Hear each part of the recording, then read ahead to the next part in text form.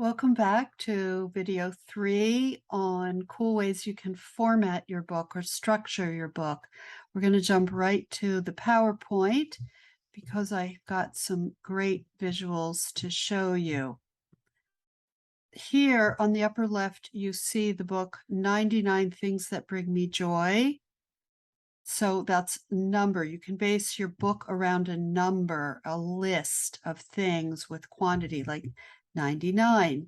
On the right, we have things to look forward to, 52 large and small joys for today and every day, which is a nice way of 52, obviously 52 weeks in a year. There's different ways, different kinds of numbers that are good to use. On the bottom left, it's the alphabet, A to Z, Roz Chast, wonderful cartoonist, What I Hate from A to Z, around a theme, and it's hilarious in and of itself, and the illustration is pretty great. On the right is Molly Hatch's book, Teacup Collection. It's all around one thing, teacups, and she draws them beautifully and writes a little bit about them. Let's look inside these books. We have 3 more books to look at. The book on the bottom left, my artist Erica Root did. She wrote and illustrated that book. Start Where You Are, that is Miralee Patel. How to Be Happy, or at least Less Sad, is Lee Crutchley.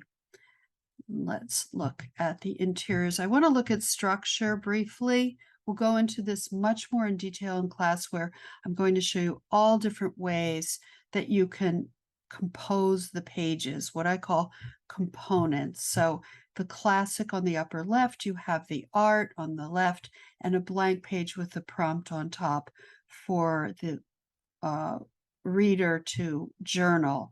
That's a journal prompt. That's called an interactive journal.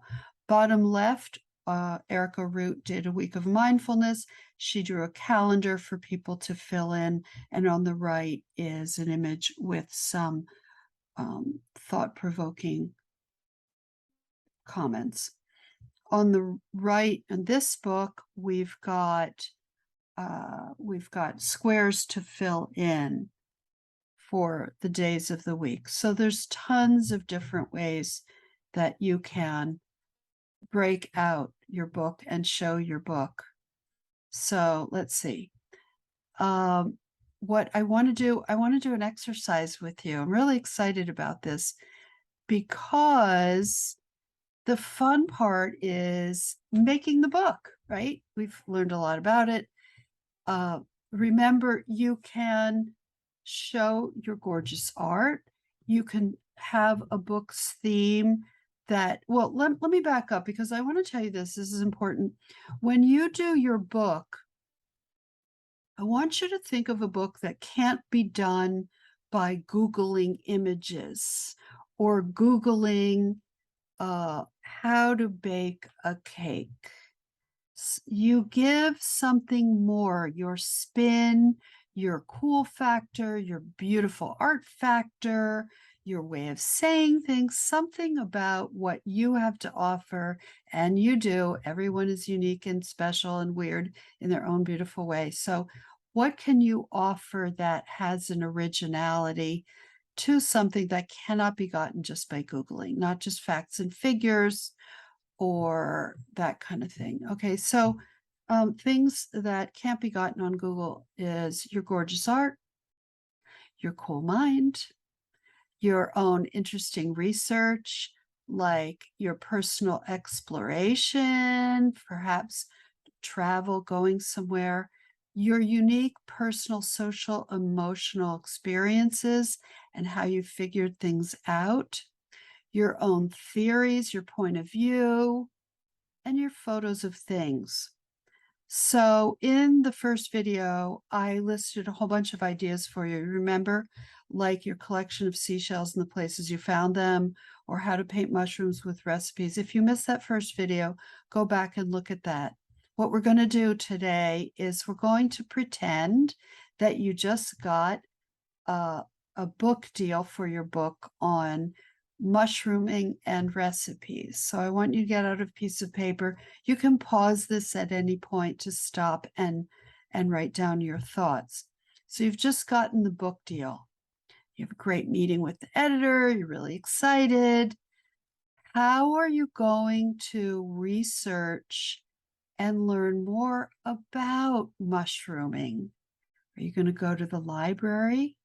Are you going to forage? Are you going to interview some experts in the field?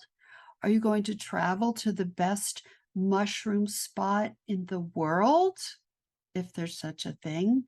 It's probably damp and in a forest. Are you going to interview your grandmother and her mushroom recipes and maybe write down how she prepares the mushrooms? Are you going to look at vintage cookbooks? Lots of cool ways to get research. And you want it to be fun. If you're going to do this book, people buy your joy. I always say that. If you find a way to make your book fun to write, and you can sink your passionate claws into the topic, it's going to come through and people are going to be interested in buying your book. So next, let's think about what images would be fun to make for your mushroom book. Is it photos of you foraging in the forest floor? Is it drawings of the forest floor and the mushrooms? Of course, the mushrooms themselves. Might you cut the mushrooms in half and show cutaway? Might you show them at different stages of growth, the roots, pulling them out of the ground and showing the roots and the dirt? What other things can you think of? How to draw mushrooms, how to get the paint color to match the beautiful mushroom colors. Can you make a handy chart to identify the top 10 mushrooms? Or just mushrooms of the world?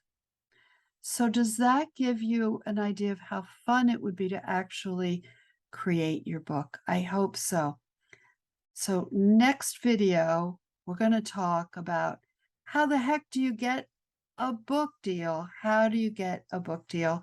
Join me for video number 4. I hope you find this helpful.